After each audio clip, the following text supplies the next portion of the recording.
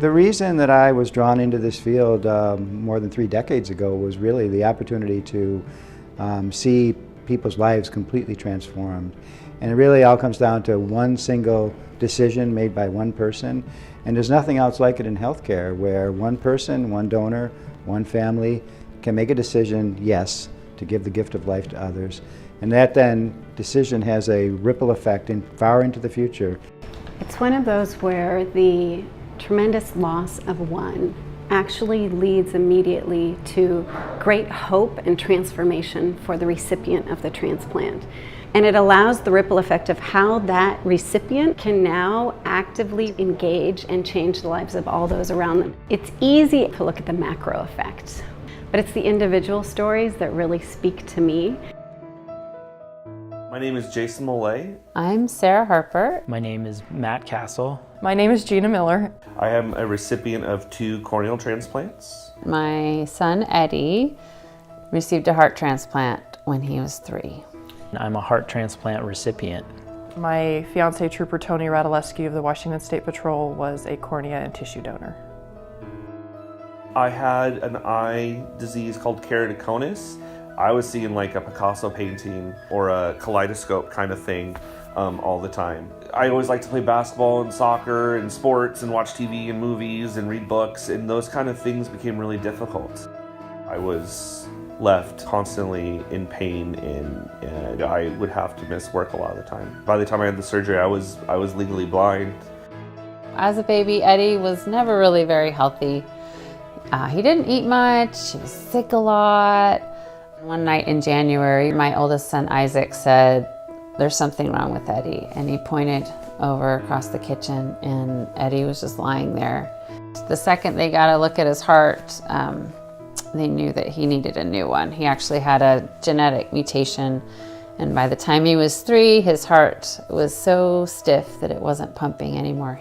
I said goodbye to him over and over because you just don't know if he's gonna come back out of that surgery, and every hour was just excruciating. I think there was a period of about a week when I wasn't worried that he was gonna leave us, like pretty much every day. In 2005, I was living in Hawaii at the time, and I believe I was 33. I was surfing and pretty active, and I started having coughing with no cold or other symptoms. That, and then I had fluid in my lungs, like at night. When I slept, I'd have to put a couple pillows under my head. They did some tests and things and said that my heart had an enlarged heart, and I had congestive heart failure and cardiomyopathy. So that just blew me away. Cardiologist came in and put me on medications. That just kind of made it stabilized, but didn't really make me get better. And I was like that for a few years until 2009. In the winter of 2009, I really started to go downhill. They had to perform emergency surgery. So they put in an LVAD, which is left ventricular assist device, and I was dying.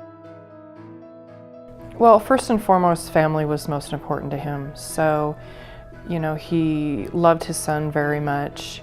He loved my kids very much. And, he tried to teach them how to be a good person and to be thankful, and how to be thankful, how to do acts of kindness. Looking back at all of the things that he did and knowing that he was a donor, that he still continued to help people and educate people.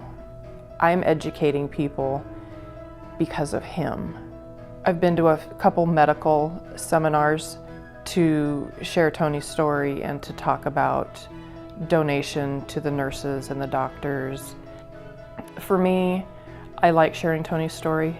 I'm very proud of him and what he's been able to do, and how he's been able to still affect people and help people even though he's not here. I'm an academic advisor and outreach coordinator. Before the surgery, I couldn't look at a computer. It really led me to being able to actually do my job and build connections with the students to help them and guide them. They're going off and doing all sorts of amazing things in the world. They're like little footprints of mine. My wife and I always wanted to have kids. And then when I was diagnosed and I learned more about keratoconus and that it was genetic and that I was going to go blind, and we didn't want to bring children into that, we made the decision not to have a family. After the surgery and the recovery, we realized that we can do this now and we can have a family and be the dad that I wanted to be. And so we adopted 2 awesome little girls, and that's, I think, the biggest impact in the ripple effect of my surgery is that I'm able to say I'm a dad to 2 little girls and help make their life better. All those nights, days, hours in the hospital, you know, I kind of kept busy just observing and thinking. And so when we came home, we were contacted by Seattle Children's. You know, family-centered care is what they want to do, and they were hoping that we could advise as parent advisors. Sometimes it's little things like, you know, what should we name these elevators? And other times, you know, it's helping to design hospital rooms in a new building so that it is, you know, better for a family who's staying there. When Eddie first got his transplant, I didn't have a lot of time, but once I did, I went straight to Life Center. I found out they were making quilts, and I've helped package up quilts to give to donor families. Some friends have partnered together. We make these pediatric quilts for the smallest donors, and that has been a real privilege. So when I was waiting, I got online and I had time, and I came across the transplant games. And so I started looking at those and what would I do? And I said, well, I'd probably swim. And so that motivated me. And the first games I went to was in 2014 in Houston. I'm prepping for Transplant Games of America in Salt Lake City, and they're this August. The next World Games will be in Newcastle in the UK in 2019. Their goal is to promote organ donation everywhere and to show everyone that we can be athletic and we're healthy. I have my life back. I have a job working for the Samish tribe. Title is field technician in the Samish Department of Natural Resources. It's environmental work, and I'm very proud of in what we do. To have a job and contribute, you know, to society again, it's just something that's very important when you haven't had that in giving back. None of us want that rock to be thrown in our lake, but without it, without the rock, we wouldn't have those ripples.